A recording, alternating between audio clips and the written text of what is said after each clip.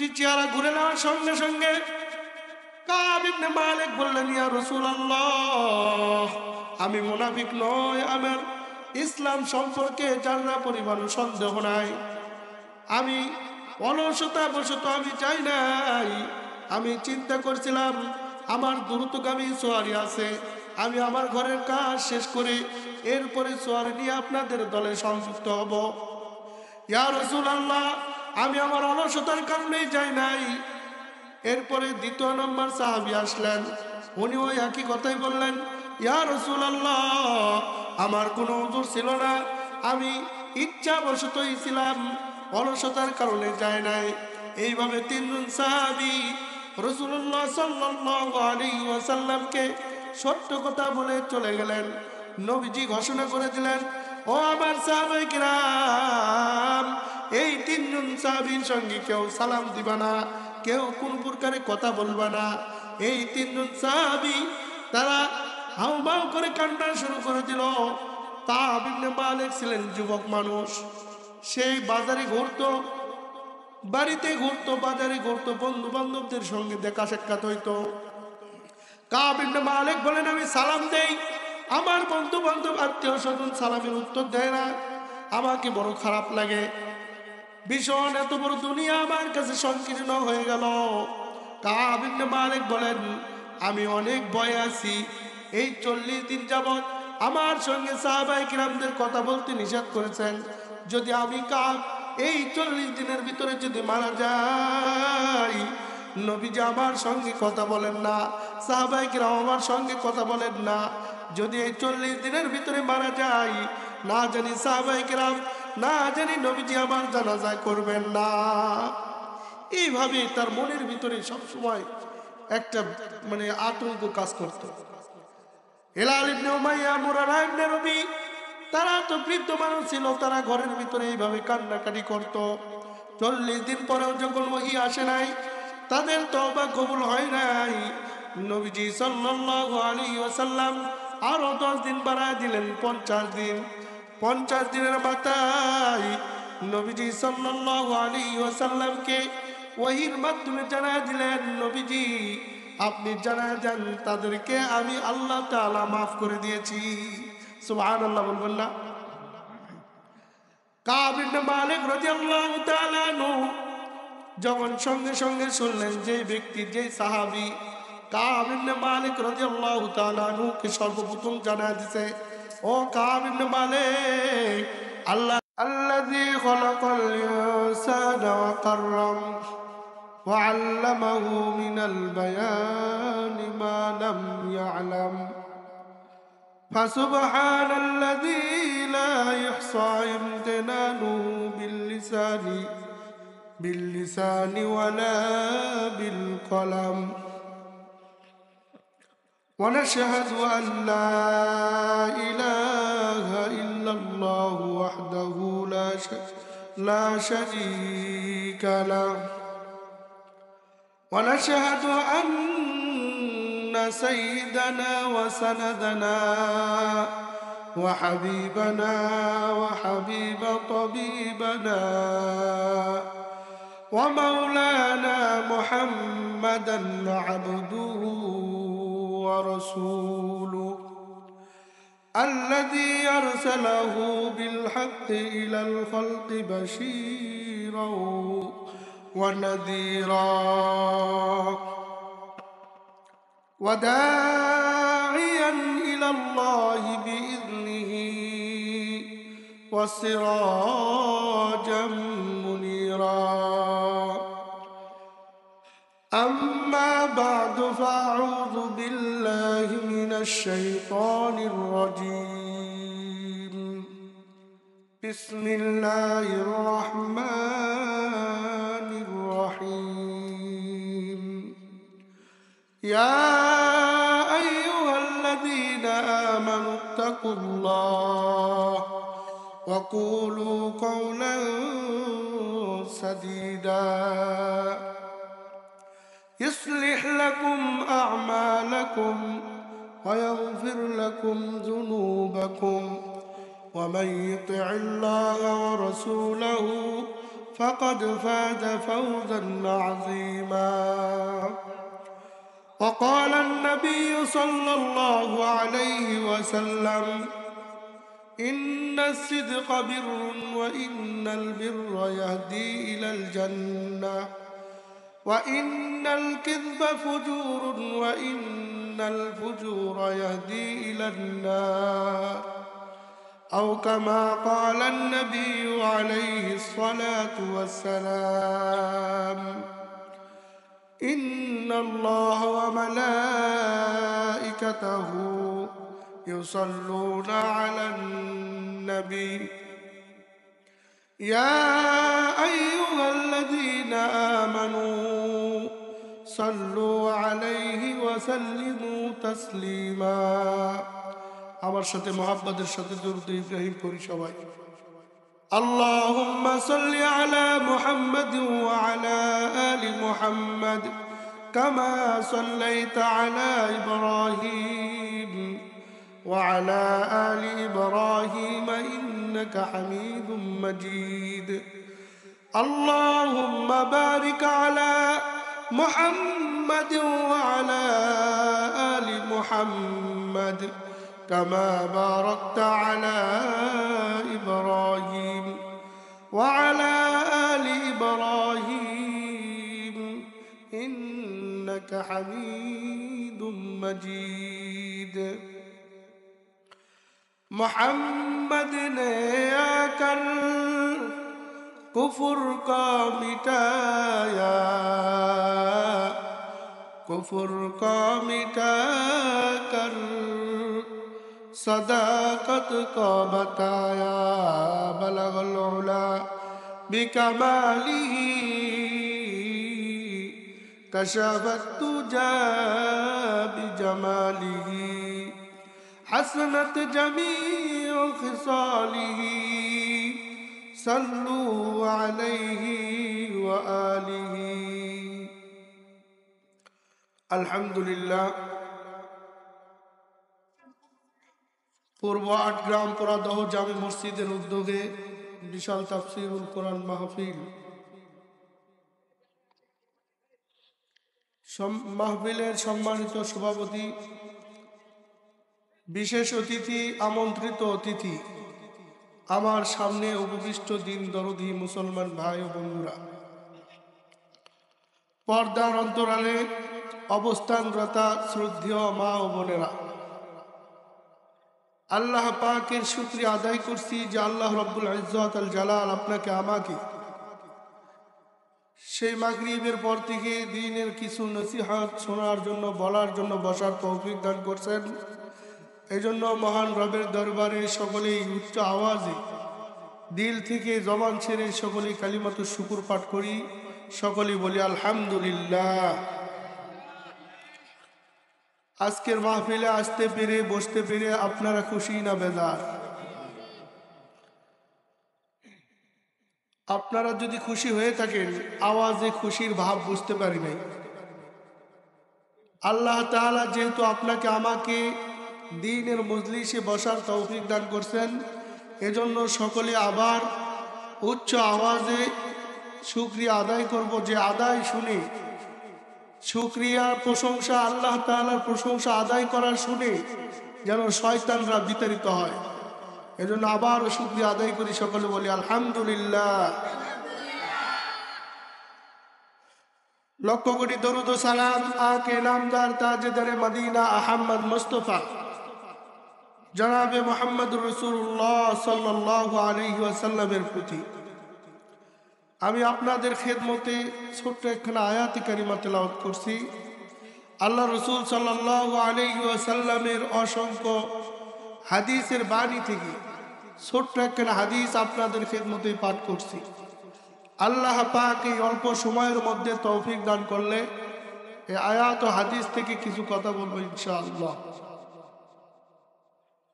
আল্লাহ রাব্বুল আলামিন আয়াত কারিমার মধ্যে সত্য কথা বলা, সত্য কথা বললে তার ফায়দা কি, মিথ্যা কথার ক্ষতি কি, মিথ্যা কথা বলা যাবে কি না, মিথ্যা কথা বললে তার ক্ষতি কি, এগুলো সম্পর্কে আল্লাহ তাআলা এই আয়াতের মধ্যে বলতেছেন এবং রাসূল করিম সাল্লাল্লাহু আলাইহি ওয়াসাল্লাম হাদিসের ভিতরে সত্য কথা বলার কথাই বলছেন। আল্লাহ রাসূল সাল্লাল্লাহু আলাইহি ওয়াসাল্লাম বলেন,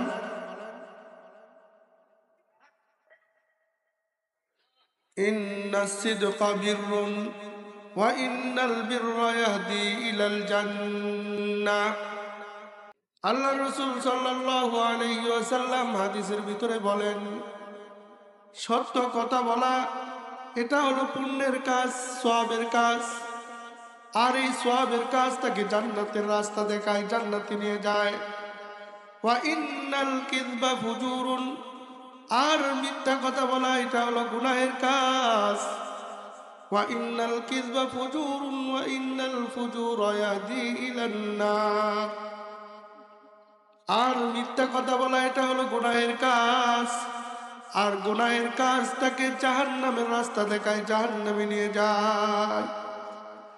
আজকে সমাজের ভিতরে আমরা উঠতে বসতে চলাফেরা করতে সর্ব অবস্থায় মিথ্যা কথা অবলীলায় বলে যায়।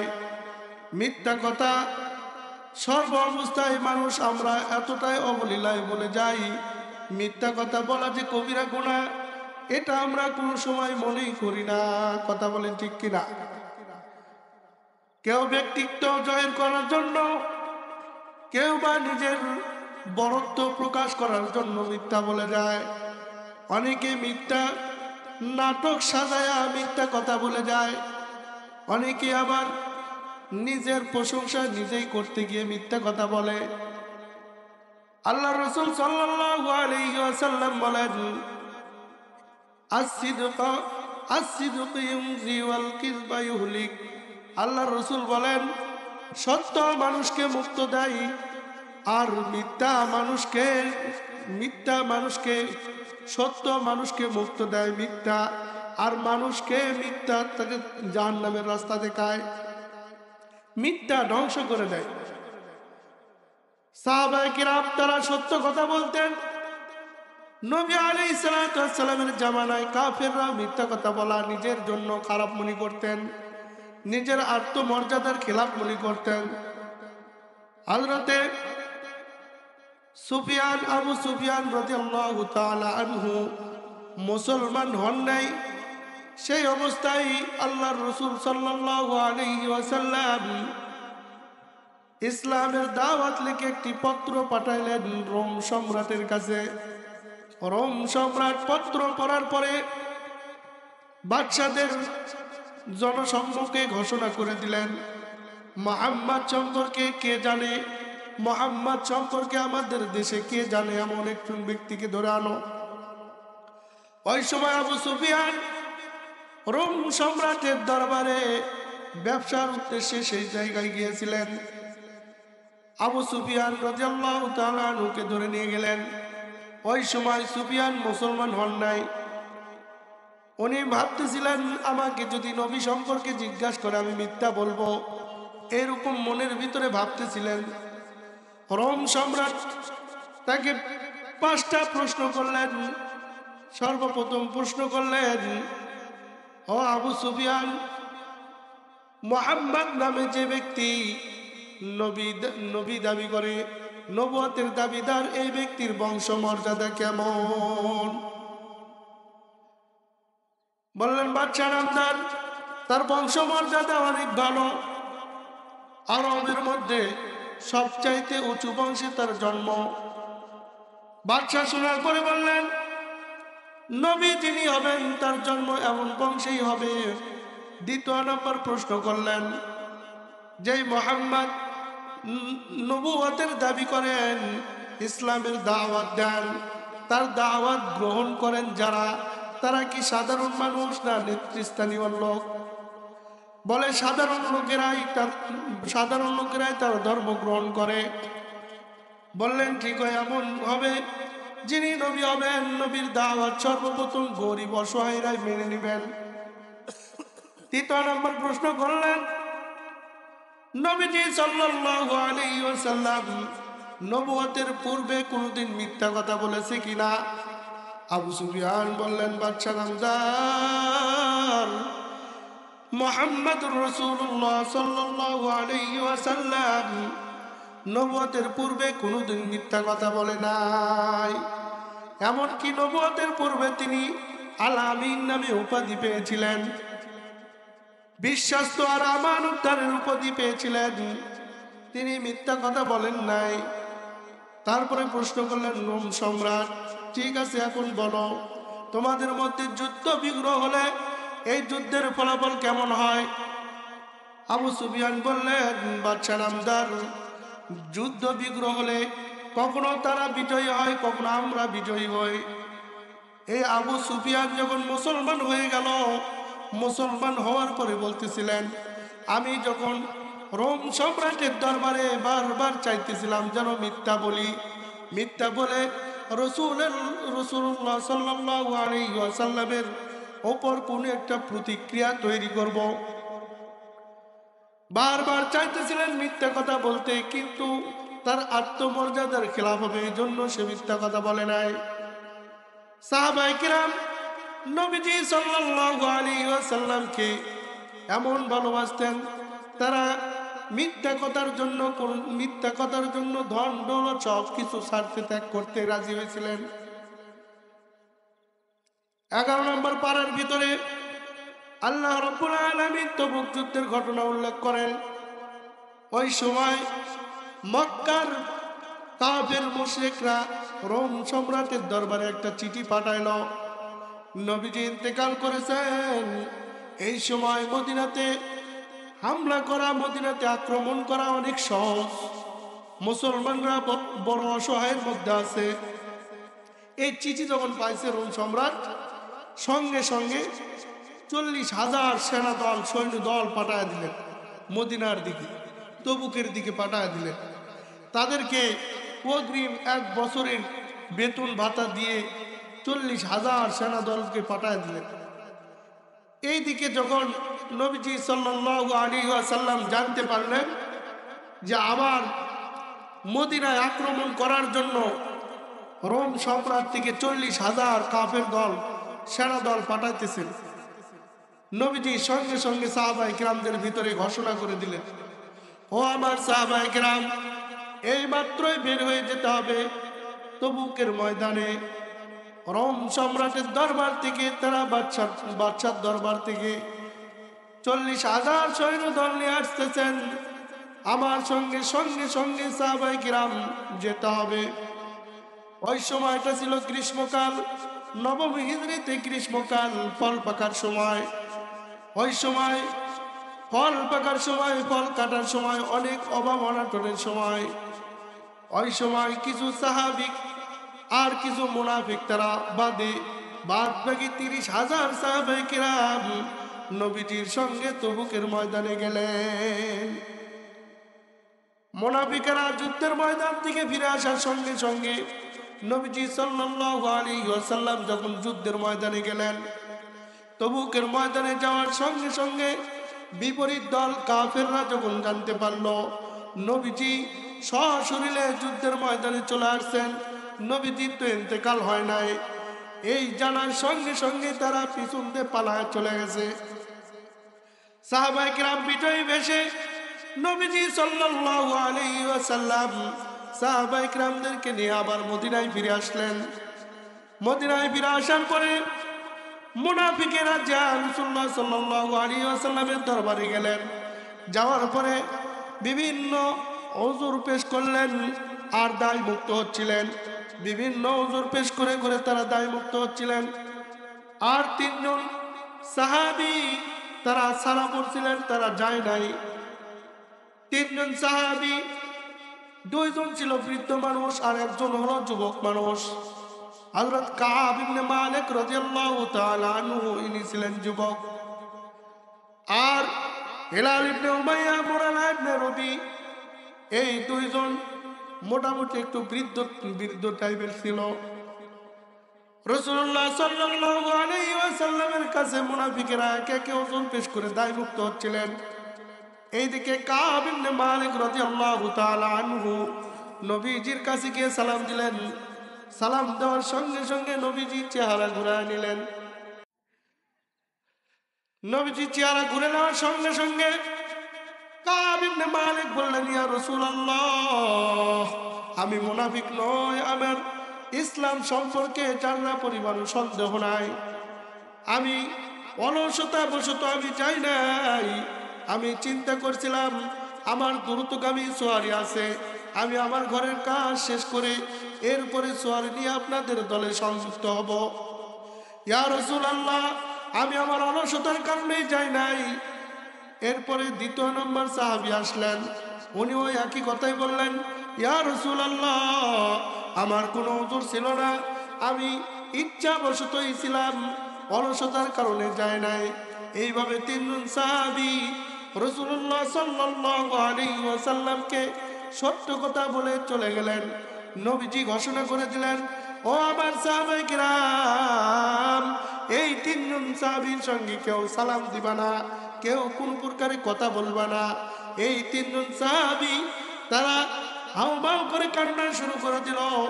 কাব ইবনে মালিক ছিলেন যুবক মানুষ, সেই বাজারে ঘুরতো, বাড়িতে ঘুরতো, বাজারে ঘুরতো, বন্ধু বান্ধবদের সঙ্গে দেখা সাক্ষাৎ হইতো। কাব ইবনে মালিক বলেন, আমি সালাম দেই, আমার বন্ধু বান্ধব আত্মীয় স্বজন সালামের উত্তর দেয় না, আমাকে বড় খারাপ লাগে। ভীষণ এত বড় দুনিয়া আমার কাছে সংকীর্ণ হয়ে গেল। কাব ইবনে মালিক বলেন, আমি অনেক ভয়ে আছি। এই 40 দিন যাবৎ আমার সঙ্গে সাহাবায়ে কিরামদের কথা বলতে নিষেধ করেছেন। যদি আমি কাব এই 40 দিনের ভিতরে যদি মারা যাই, নবীজি আমার সঙ্গে কথা বলেন না, সাহাবায়ে কিরাম আমার সঙ্গে কথা বলেন না, যদি এই 40 দিনের ভিতরে মারা যাই, না জানি সাহাবায়ে কিরাম, না জানি নবীজি আমার জানাজা করবেন না।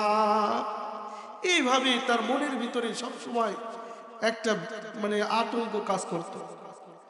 হিলাল ইবনে উমাইয়া, মুরারা ইবনে রবি, তারা তো বৃদ্ধ মানুষ ছিল, তারা ঘরের ভিতরে এইভাবে কান্নাকাটি করত। 40 দিন পরেও যখন ওহী আসে নাই, তাদের তওবা কবুল হয় নাই, নবীজি সাল্লাল্লাহু আলাইহি ওয়াসাল্লাম আরো 10 দিন বাড়ায় দিলেন, 50 দিন। 50 দিনের মাথায় নবীজি সাল্লাল্লাহু আলাইহি ওয়াসাল্লামকে ওহীর মাধ্যমে জানায় দিলেন, নবীজি আপনি জানায় দেন তাদেরকে আমি আল্লাহ তাআলা মাফ করে দিয়েছি। সুবহানাল্লাহ বলবেন না?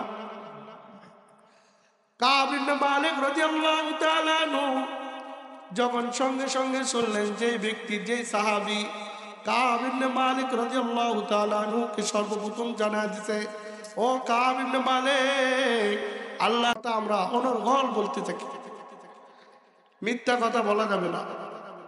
ভারতবর্ষে একটা জমি নিয়ে প্রায় শতাব্দী বছর ধরে গন্ডগোল আর কেসাল ফাসাদ হইতেছিল। এই ভারতবর্ষের একটা জায়গা, সেই জমির মালিক কখনো হিন্দুরা হয়, কখনো মুসলমানেরা হয়। যখন হিন্দুরা দখল করে, হিন্দুরা মন্দির বানায়, ইবাদত করে, তারা মন্দির বানায় পূজা করে। আবার যখন মুসলমানেরা দখল করে, তখন মুসলমানেরা মসজিদ বানায়, ইবাদত বন্দেগী করে। এইভাবে শতাব্দী বছর ধরে কেসাল আর গন্ডগোল হতেই আছে। এক পর্যায়ে এই জায়গার মামলা যখন মূল মুকদ্দমায় চলে গেছে, তখন সেখান থেকে হাকিম ফয়সালা দিছে, এই জায়গার মূল সাক্ষীকে যদি খুঁজে বের করতে পারে, তাহলে এই জায়গা সম্পর্কে সমাধান হবে। এরপরে ভারতবর্ষের মুসলমানরা একে একে তল্লাশি করা শুরু করে দিল, হিন্দুরাও তল্লাশি করা শুরু করে দিল। এই জায়গার ইতিহাস সম্পর্কে জানে কে? এই জায়গার সম্পর্কে বয়স্ক মানুষ খুঁজতেছিলেন। খুঁজতে খুঁজতে মুসলমানরা এক পর্যায়ে পেয়ে গেলেন, মসজিদে মসজিদে কিতাবটা তালিম দেওয়া হয়, ফাজাইল আমাল। এই কিতাবের লেখক হযরতে জাকারিয়া কান্দলবী রাহমাতুল্লাহি আলাইহির বাবা। হযরতে জাকারিয়া কান্দলবী রাহমাতুল্লাহি আলাইহির বাবা বলেন, এই জায়গা সম্পর্কে আমি জানি। আদালতে তাকে নিয়ে যাওয়া হলো। আদালতে নিয়ে যাওয়ার পরে সেই জায়গায় হাকিম রায় দিবেন। হাকিম বলতেছেন, মুরব্বী বলেন, এই জায়গা সম্পর্কে বলেন। এই জায়গায় যদি হিন্দুরা আগে দখল করে থাকে, সর্বপ্রথম যদি হিন্দুরাই দখল করে থাকে, তাহলে এই জায়গার মালিক হিন্দুরা হয়ে যাবে। আর যদি এই জায়গা সর্বপ্রথম মুসলমানেরা দখল করে থাকে, তাহলে মুসলমানদের এই জায়গা হয়ে যাবে। মুরব্বী এখন মাথা নিচু করে, হযরত জাকারিয়া কান্দলবী রাহমাতুল্লাহি আলাইহির বাবা মাথা নিচু করে বলেন, আমি সত্য বলতেছি, এই জায়গার মালিক হলেন হিন্দুরা। সত্য কথা বলে দিলেন। সর্বপ্রথম হিন্দুরাই দখল করেছিলেন। হাকিম রায় দিয়ে দিলেন, এই জায়গার মালিক আজ থেকে হিন্দুরা। হিন্দুরা চলে গেলেন, মুসলমানেরা বড় শরমের সাথে, বেয়াজ্জতির সাথে চলে আসলেন। তারা ভাবছিলেন মুসলমান সাক্ষী পেয়েছি, রায় তো আমাদের পক্ষেই পাবো। তারা খুব আনন্দ হইতেছিলেন, তারা খুব মনে মনে ভাবতেছিলেন রায় তো আমাদের পক্ষেই। এইভাবে তারা অনেক আনন্দ ছিল। যেই না সত্য কথা বলে দিল, সঙ্গে সঙ্গে মুসলমানেরা বেয়াজ্জতি হয়ে শরম পেয়ে সেখান থেকে চলে গেল। এইদিকে জাকারিয়া কান্দলবী রাহমাতুল্লাহি আলাইহির বাবা বলেন, আমি তো অনেক শরম পেয়ে গেছি। মুসলমানেরা আমাকেই ঠেট দিবে, আমাকেই বলবে তুমি মুসলমান হয়ে তুমি সামান্য একটা মিথ্যা কথা বলতে পারলে না। এখানে তো তারা মন্দির বানাবে, পূজা করবে। তোমার সত্য কথা বলার চাইতে এই জায়গায় মন্দির পূজা, এগুলোই কি তোমার থেকে বেশি হয়ে গেল? মানে তোমার সত্য কথার থেকে মন্দির পূজা করবে, এগুলো তো গুনার কাজ। সেখান থেকে তোমার মিথ্যা বলে যদি একটু ভালো কাজ করতে, এইরকম মুসলমান তাকে যুক্তি বুঝাইবে। এই জন্য সেই জাকারিয়া কান্দলবী রাহমাতুল্লাহি আলাইহির বাবা সেখান থেকে চলে গেলেন ঘরের ভিতরে। আর ঘরের ভিতর থেকে বের হচ্ছেন না, সেখানে নামাজ পড়েন। নামাজ পড়ে মসজিদে আবার ঘরের ভিতরে ঢোকেন।